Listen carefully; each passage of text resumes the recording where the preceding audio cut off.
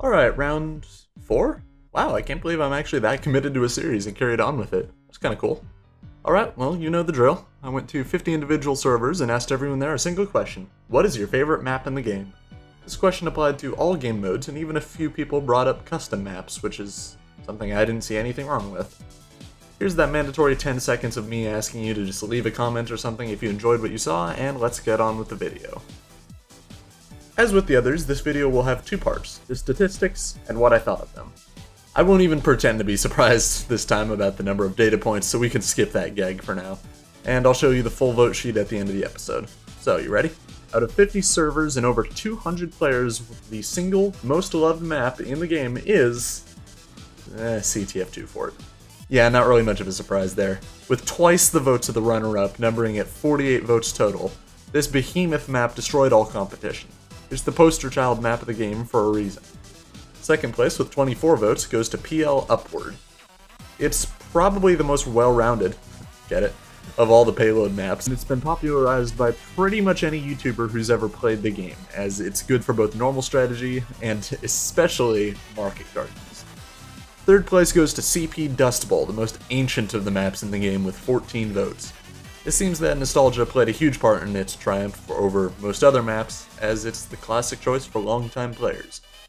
Fourth place goes to PL Badwater with 13 votes, making it the second place within its game mode. Fifth and sixth place is a tie battle between two maps with cult level following, Cloth Harvest and PLR Hightower. Both of them have tightly dedicated fan bases, and both fan bases see themselves as the optimal team deathmatch map.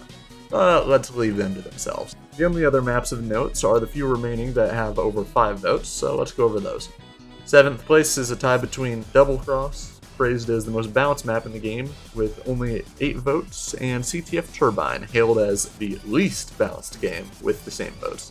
Ninth place goes to CP Steel for its uniqueness, with 7 votes. Finally, 10th and 11th place wraps us up with CP Mountain Lab and CP DeGroot Keep. Alright, now that that's done with, moving on to part 2. Oh, and yeah, here's the list of all the maps. You done? You ready? Alright, moving on. Interesting thing number 1. When I was taking answers, I made sure to add a little triangle on the top of every tally when I was on a certain map and someone voted for it, just so I could tell when a map had a more closely knit following. Of all of them, I noticed that DeGroot Keep, Dust Bowl, and Hightower had the most votes that were received while I was on those maps. This suggests that my previous theory about cult followings was correct, which is kind of interesting. People who love Hightower the most play almost exclusively on Hightower, people who love DeGroot Keep the most play almost exclusively on DeGroot Keep, and people who love Dust Bowl the most play almost exclusively on Dust Bowl. There's something to be said for map loyalty, so good on you 3 communities for keeping yourselves alive. Interesting thing number 2, honorable mentions. Here's some maps that didn't make it past the 5er mark, but I'd still like to bring up anyways. CTF Sawmill received 4 votes, but nobody voted for its Koth counterpart. Guess that solves the question of which one is better once and for all. Koth Sweejan received 3 votes, but if memory serves correctly, the people who voted for it didn't think gameplay on it is necessarily balanced or fun, not that it isn't, but it was really the beauty of the map that really won them over. That said, it could be better polished, but if Valve wants more bonus points for beautiful maps, they should just add more Asian maps. Seriously, Sweejan is beautiful. Finally, poor old TC Hydro got 4 votes, putting it just under the 5 vote minimum. I'm guessing most of these votes were just memes, but hey, at least the joke still lives. Interesting thing number 3, custom maps. Never in the poll did I say you could only choose default maps, and a few people chose custom ones as their favorite. Of the custom maps, the winner there goes to CP Orange, bringing home the gold with an unprompted 4 votes. 2 people voted for CTF 2 Fort. You know, the really freaking long one. The one with like a million O's. Guess 2 Fort's influence extends even to spin-offs. Really big. 1 person voted for TR Walkway, I guess because they really like training.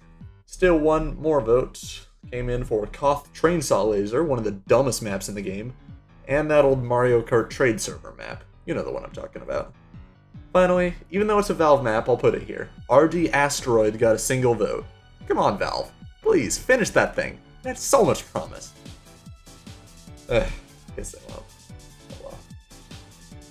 Alright, well that's the end of the video, so thanks a lot for watching. Bear in mind that in this coming weekend, I'm gonna have my last stream sessions for, shoot, what was it, 2 weeks, I think? I'm going to Spain for a bit, so nothing's happening while I'm gone on that.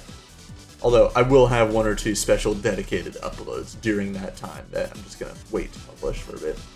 Oh, also, I got accepted to a moderator position on an SCP Secret Laboratory server by the name of Redacted. No, that's not a joke. The name of the server is actually just Redacted. Well, thanks for watching, and leave a comment down below if you have a suggestion for what I should ask around 250 random players next. If you haven't already, make sure to check out my Twitch for regular streams at 7:30 West Coast time on Fridays, Saturdays, and Sundays. Join my Discord for more notifications and memes, and have a great day. I'll see you later.